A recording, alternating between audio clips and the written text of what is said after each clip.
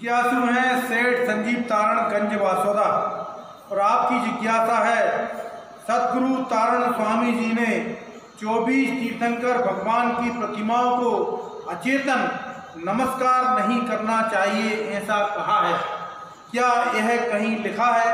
और जैसे तारण तरण समाज के लोग तीर्थ वंदना करने जाते हैं, क्या यह नहीं करना चाहिए? और तीर्थ यात्रा करें तो कैसे करें? मार्गदर्शन करने की कृपा करें।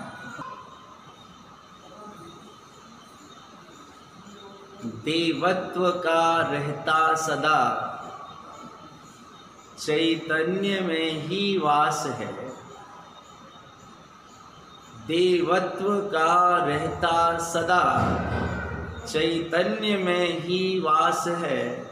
कैसे मिले वह अचेतन में जो स्वयं के पास है। चैतन्यता जहाँ है, जीवात्मा जिसे कहते हैं, जिसमें ज्ञान दर्शन चेतना शक्ति है, जो आत्मा मोह राग द्वेष आदि विभाव भाव से कर्म से बंधनों से आवृत है, जीव इन कर्म के बंधनों को तोड़कर ही परमात्मा बनता है।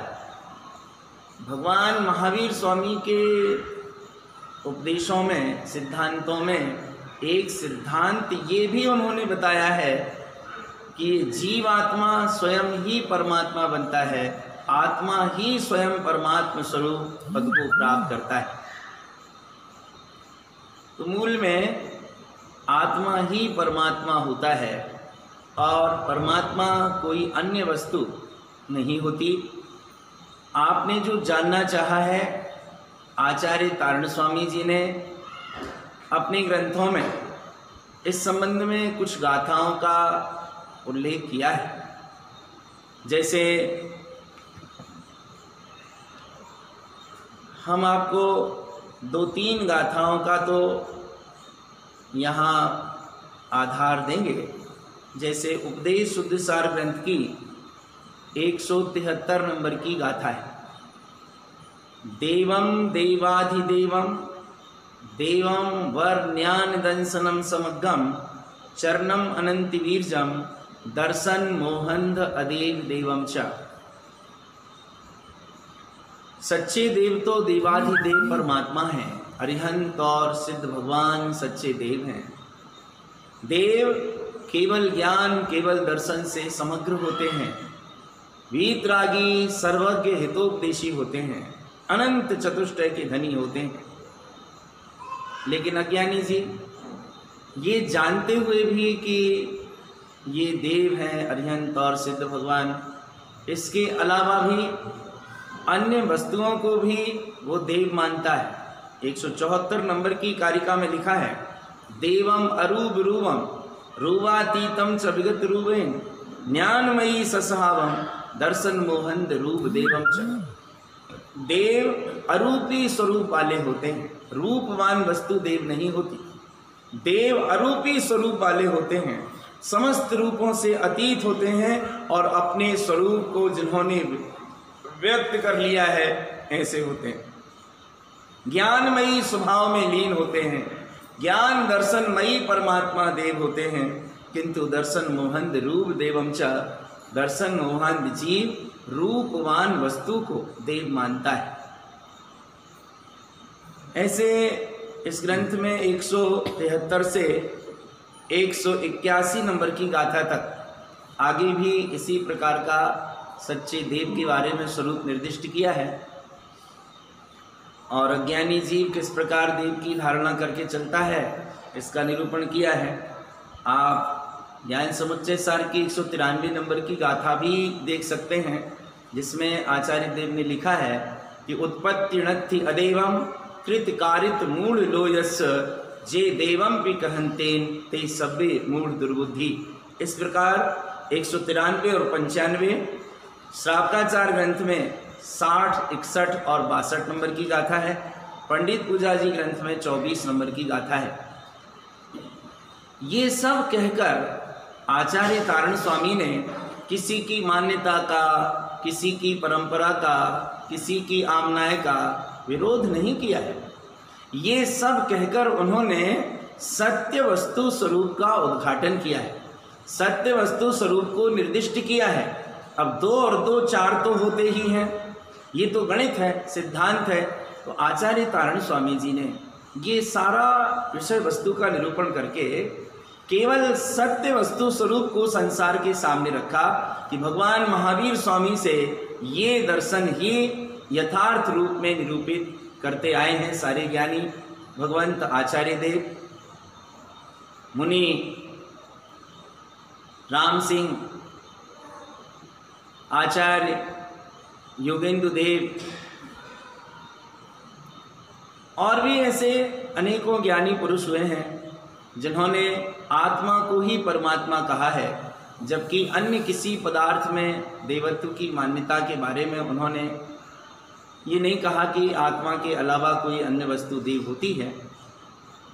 तो ये तो ज्ञानियों का मत है, जिन्होंने अपने परमात्मा स्वरूप को जाना है, देखा है, उनकी अपनी अंतरंग भावना है। तारण स्वामी ने उन्हीं ज्ञानी आचार्यों का अनुकरण करते हुए देह देवालय वासी आत्मा को परमात्मा कहा है। आपने बहुत अच्छा प्रश्न पूछा है कि तारण तरण समाज के लोग तीर्थ वंदना के लिए जाते हैं, इन्हें जाना चाहिए या नहीं जाना चाहिए, और जाना चाहिए तो वहां क्या करना चाहिए। ये प्रश्न बहुत लोगों के मन में है। और क्या नाम है उनका? संजीव।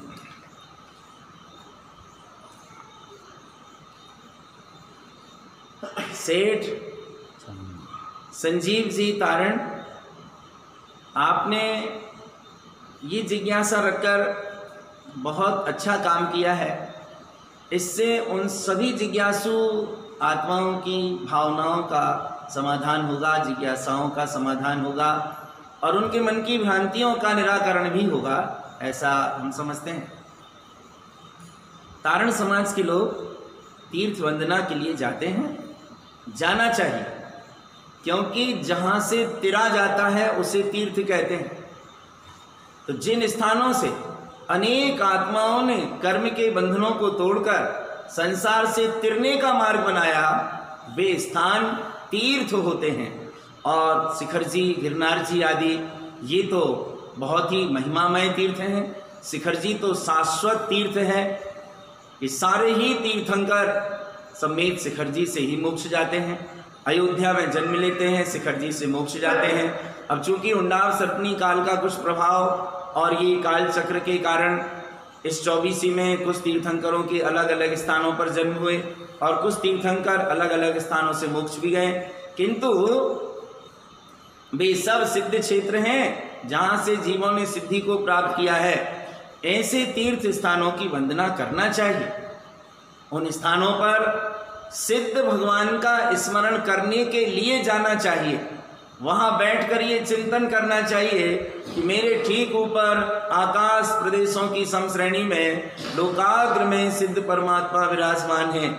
ऐसे सिद्ध भगवंतों का स्मरण करने के लिए हम तीर्थ यात्रा के लिए जाते हैं।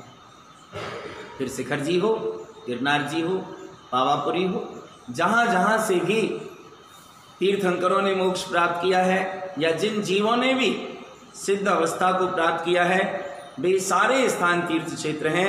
तारण समाज के लोग तीर्थ वंदना करते हैं, करना चाहिए। और आप जब जब भी तीर्थ वंदना के लिए जाएं तो एक लक्ष्य लेकर अपने मन में चलें कि मैं तीर्थ वंदना के लिए जा रहा हूं, वहां मैं केवल सिद्ध भगवंतों का स्मरण करूंगा, उन सिद्ध परमात्माओं को आदर्श मानकर अपनी आत्मा के सिद्ध स्वरूप की आराधना करूंगा। ये उद्देश्य लेकर हमें तीर्थ वंदना के लिए जाना चाहिए। और फिर आपके पास तो मंदिर विधि जैसी भाव पूजा एक बहुत महत्वपूर्ण पूजा विधि है।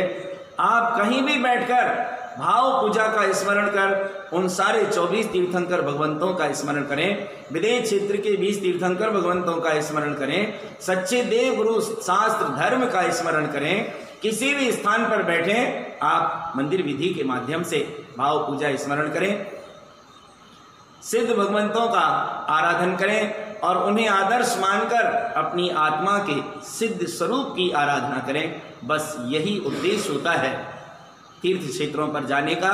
तारण समाज के अधिकांश परिवार, क्या सभी लोग ही तीर्थ वंदना के लिए जाते हैं, जाना चाहिए।